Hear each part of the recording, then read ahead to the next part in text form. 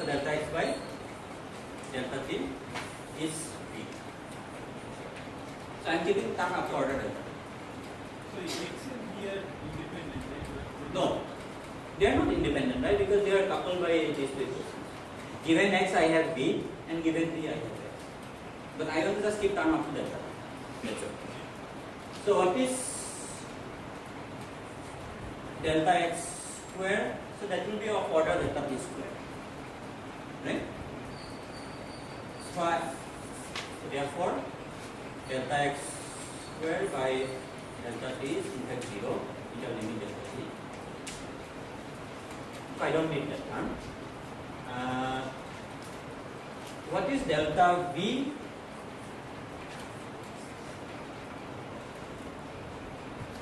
So what is the order of this into delta t?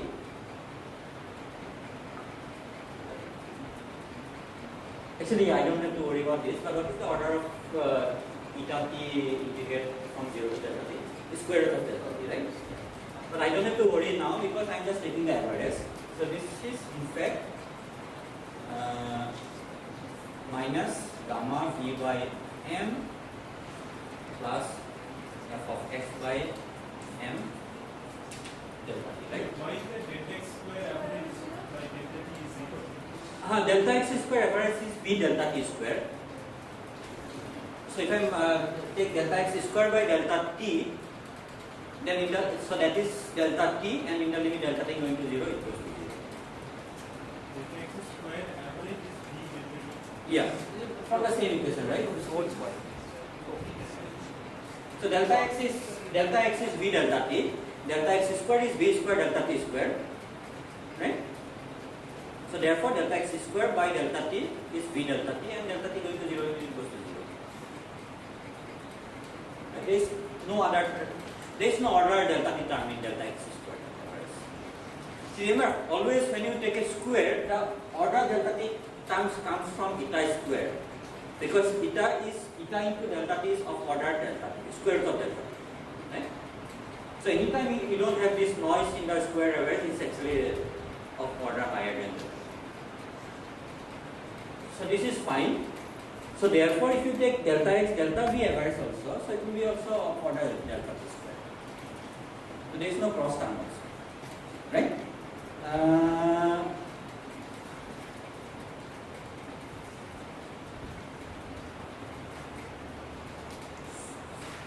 Is it okay? And then you have a term delta v square. So how do you get delta v square term? So this into, just think of this into multiplied by delta t, and this is integrated over 0 to delta, right? So you will have term this multiplied by this, that will be of order delta t square. This multiplied by this, so that will be of order delta t to the power 3 by 2, and even when you take average, that will anyway go here because it has only one noise. So this term will just come from this one. So what is this term? So therefore, this average up to delta t, this will be 1 by m square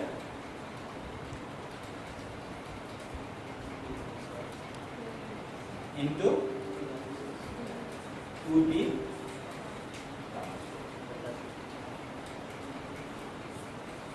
So if I divide by delta t, I will get it, right?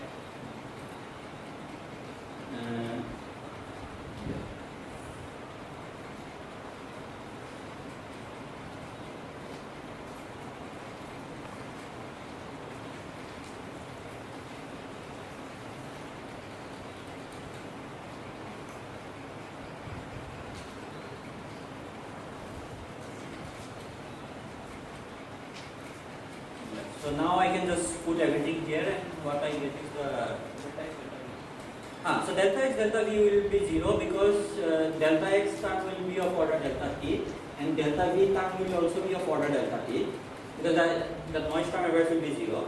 The other term will be of delta t, so it's of order delta t square. So you just put everything and take delta t equal to 0 limit, whatever you get is this one. So this term will not be there, therefore this term will not be there. So you have this this term is not there, this term is not there, so this is V, right? Delta x by delta is V, but V I can just take it out, so it's V into T, delta V, delta T, it depends on V actually, so therefore I need to keep it inside, so del V of, so in fact one term I can keep it out, take it out, and the one term I have to keep it inside, but so this is minus gamma V by n plus f of x by n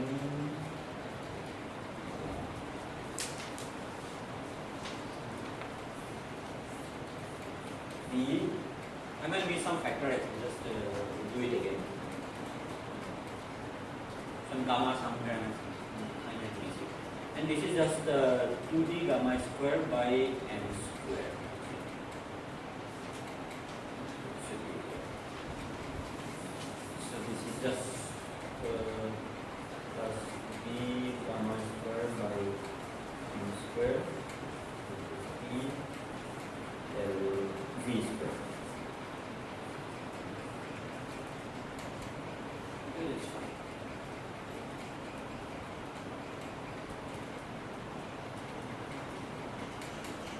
Yeah, something like that. I think it's fine, but okay, you just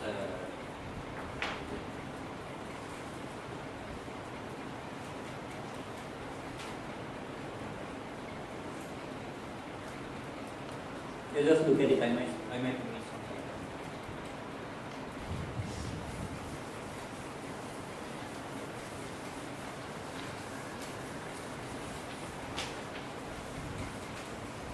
So suppose fx equal to 0. Suppose there is no. In fact, we can take fx equal to x also, doesn't it? So let's say m. Let's say potential is half. So what is the equation? d2x d2 plus gamma plus dv dt gamma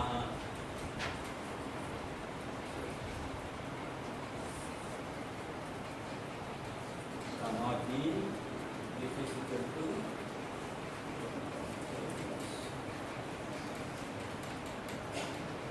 f of x is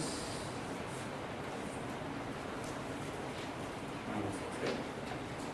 If u is this, f of x is just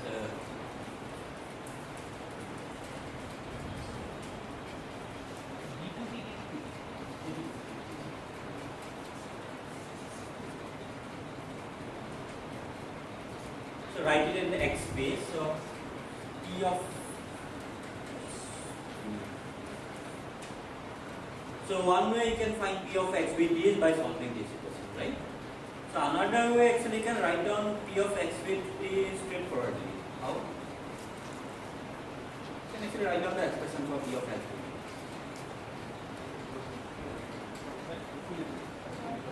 No, equilibrium you will get only when t going to infinity. Huh? But Liouville equation will give you just that. But I am saying p of x with t, you can write down. I mean, you can put a t term there and write. No.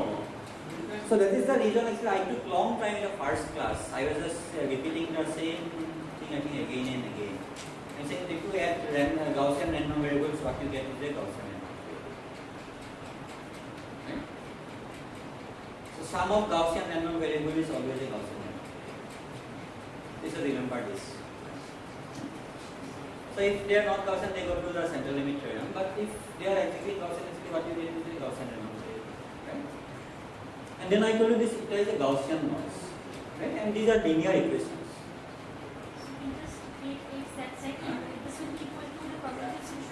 You don't even have to take x this side because you just have to solve for v and x in terms of theta. And these are linear equations. So if you write v as a function of t, x as a function of t, right hand side, this will be just linear functions of theta. Yeah? So these are just linear in whatever zeta. This will be also linear in zeta, right? Because this is Gaussian variable. Now since these are linear, so it's like a sum or integral. So therefore x and y both are Gaussian and non-variables. They might be correlated, but they are both Gaussian and non-variables. And you know how to write down a probability distribution for a Gaussian and non-variable, right? What is it?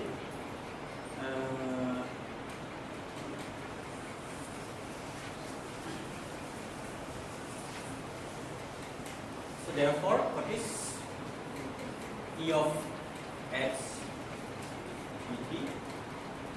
This is equal to 1 by 2 pi, then determinant of some matrix to the power half e to the power minus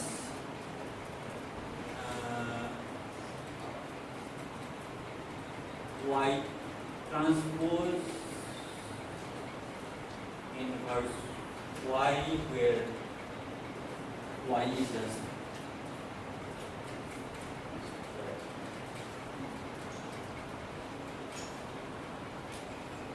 so what is this matrix?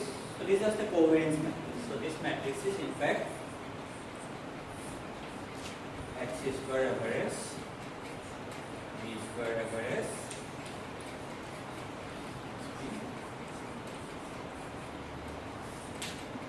right?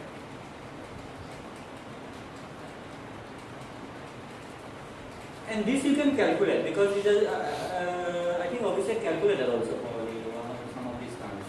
Maybe x square average is calculated. But you can calculate because you can just solve this equation, right? X as a x b as a function of etas, and just calculate x square average and b square average using the properties of that function. So once you have that, you can just put it there, and what you have is a distribution. So that's a homework problem. So you have to calculate this matrix. So then you have this E and verify that it satisfies this property.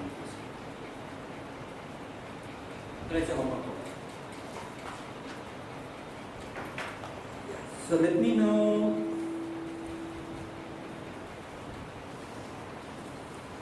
come back to this equation.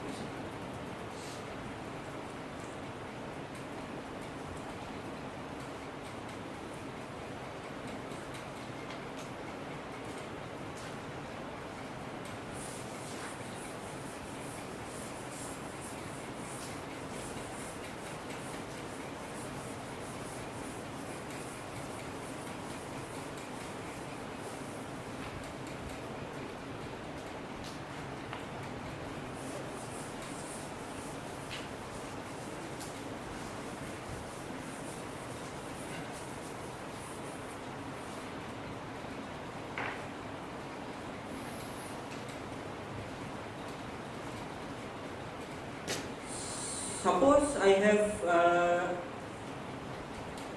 some potential now. So I am just coming back to this equation. Now I have some potential u of x. Something like that. Doesn't matter what potential.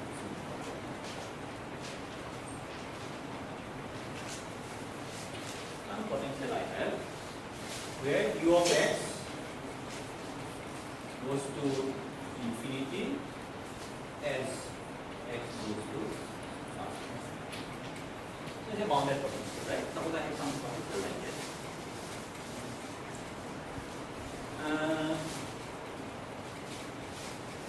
So what will happen?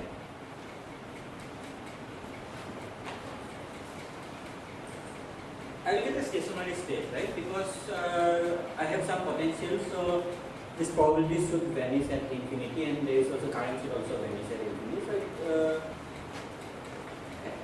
So therefore I will get something as stationary state, right? When t goes to infinity, right? For this problem, right? P of x goes to plus minus infinity t. So that should go to 0. That should go to 0. Even the derivative should in fact go to 0. the derivative is current and if my potential is infinity at infinity, so this will be high.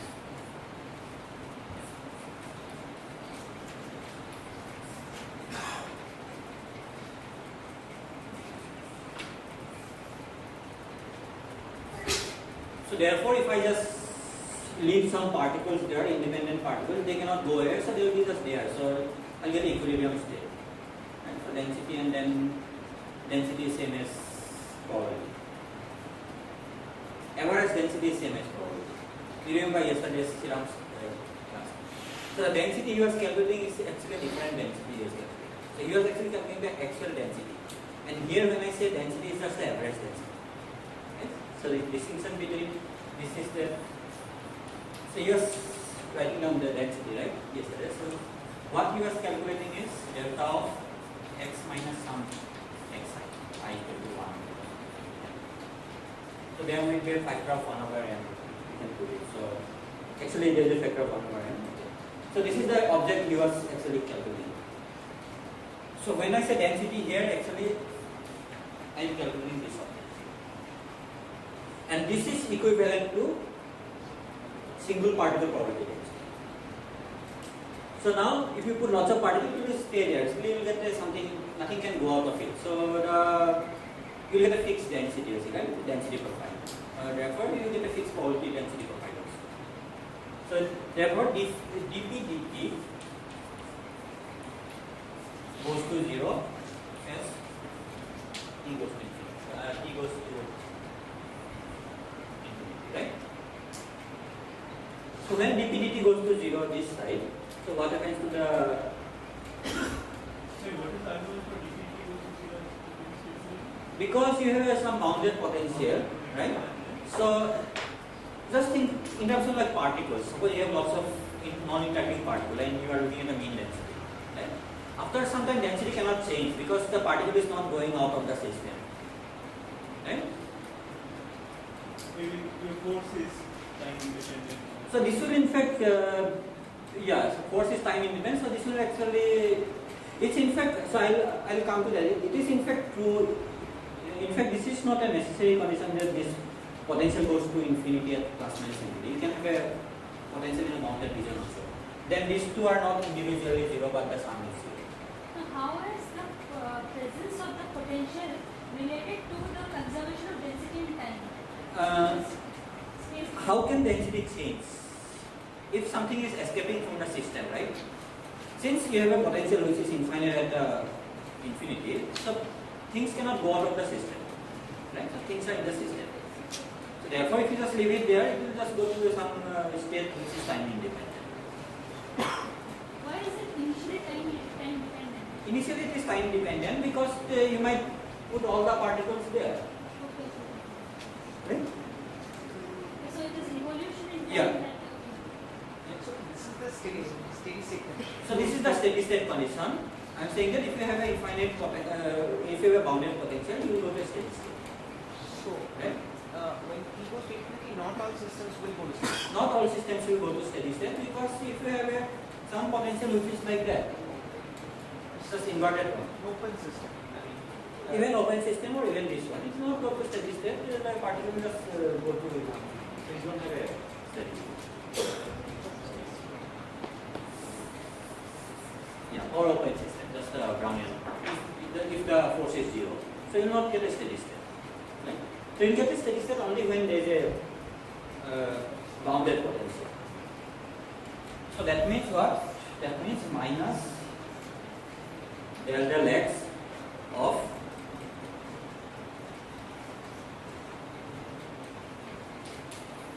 fx by gamma e minus d del t del x. This is equal to 0, right?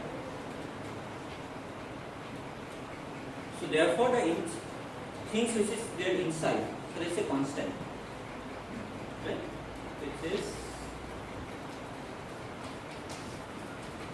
fx by gamma minus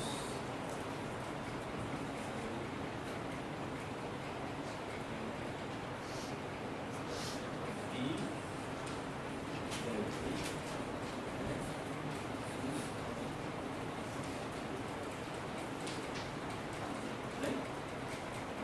this constant.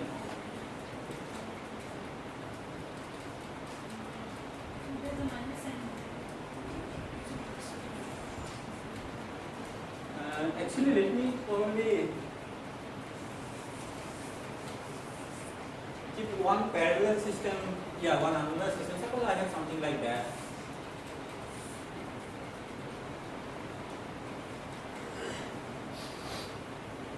Doesn't matter, something like some potential. Right? So this is even true there. So let's first come to this problem. So here is both the terms when x goes to infinity or minus infinity, both the terms are 0. Right? There's a current at infinity and the probability also at infinity should be 0. So therefore both the terms are 0. So therefore the constant is 0, and since it's a constant, it doesn't matter where. So this is 0.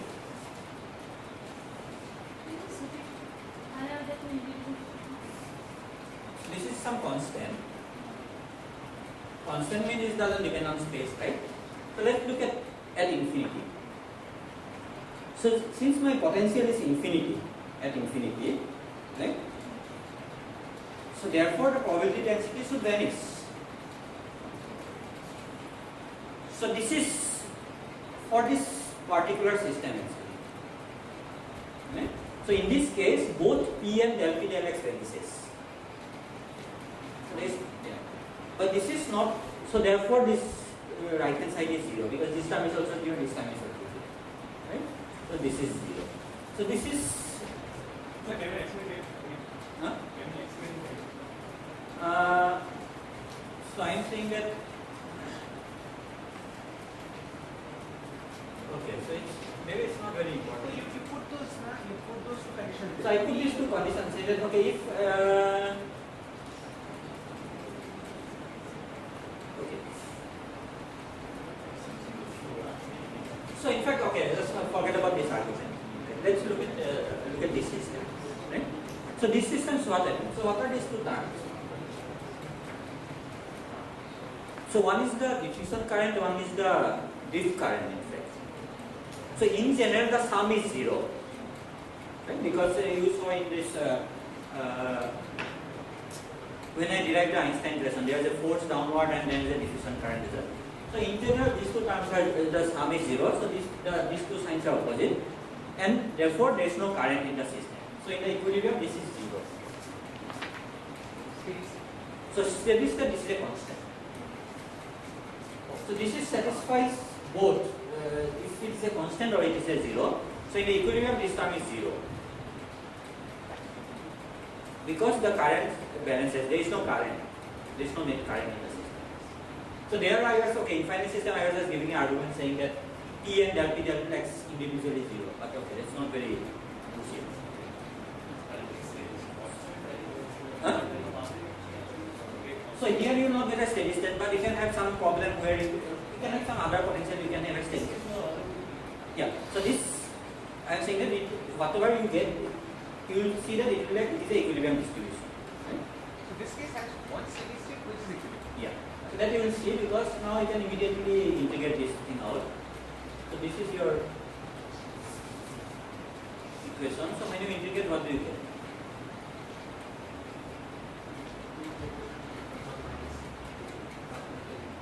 So P of X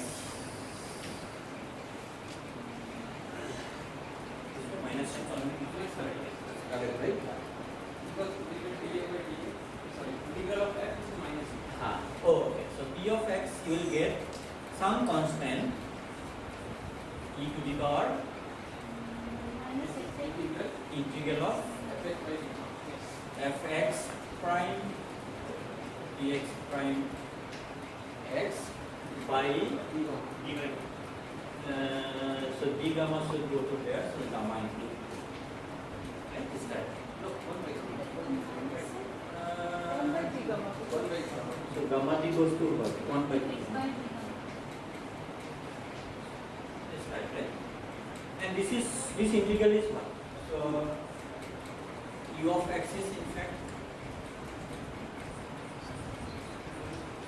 minus fx, right? Or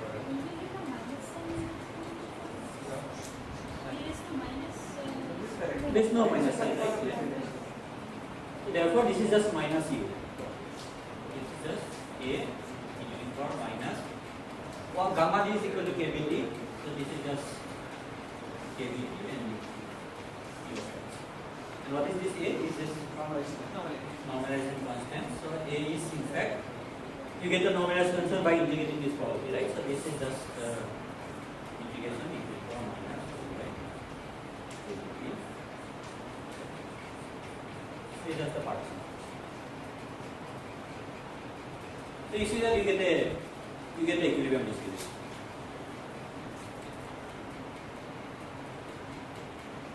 So now, So essentially you get both ways, right? huh? You can get it both ways. At equilibrium, each will be 0.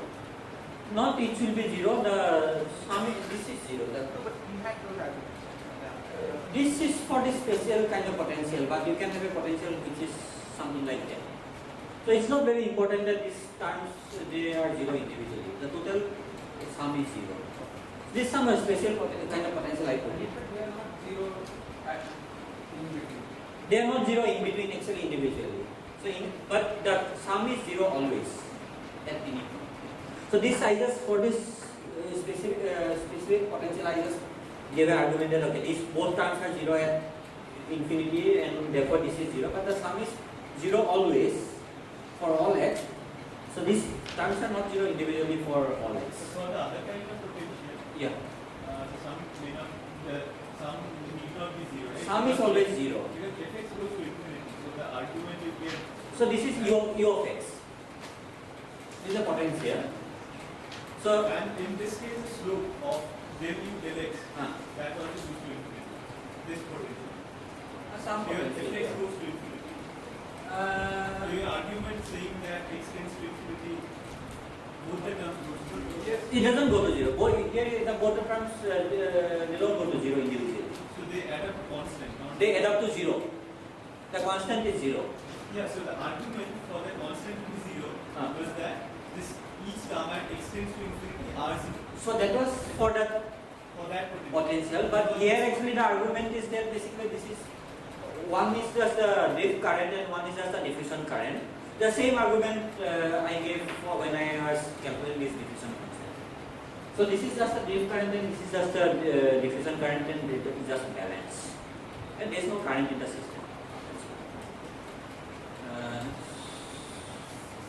So I'm not, yeah, so now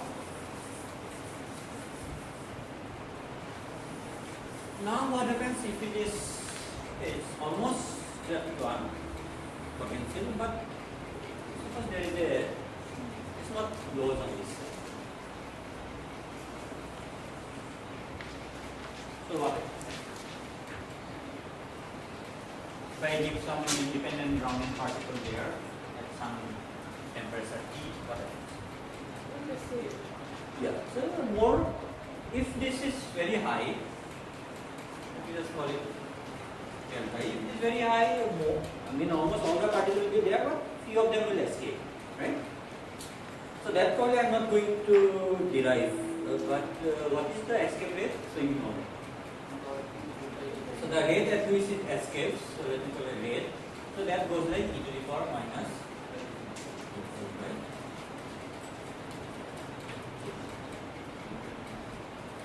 Right?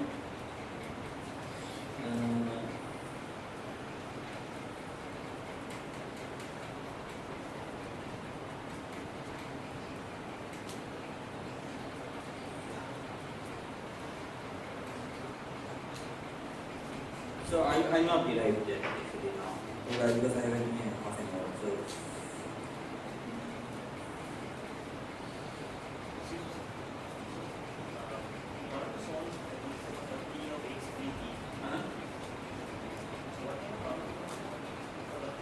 sorry.